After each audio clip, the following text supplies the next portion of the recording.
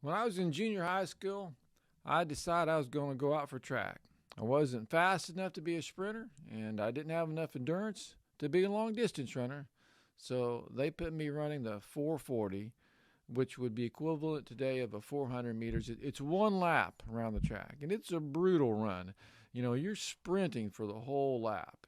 Well, first old meet came, and I started out good in the first when the race started, but by the time we got halfway around that track, everybody was passing me, and I realized I was going to be last. And I remember the horror of that, just the panic, the being last at a home meet with all the peer pressure and whatnot. And I just cried in my heart, said, "Oh dear God, not last." And my legs just started picking up. I started passing people, but I wasn't running any harder. I wasn't doing anything. My legs, my body was just moving. And I passed one, and then another, and then another. And we got through that curve, and I'm still passing people. I'm coming into the straightaway, and I'd moved up to fourth place. And this, like God said, okay, I got you here. I'm going to let you take it home. And so he left me alone, and man, just the pain set in from my arms and my legs from running that hard.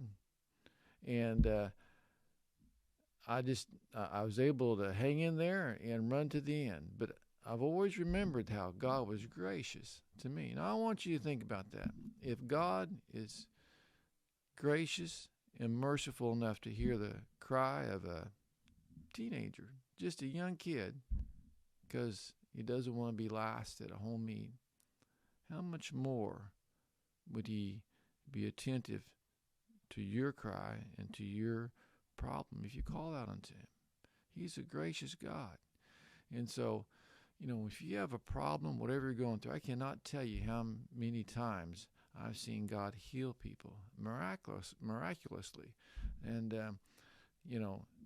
he's so good.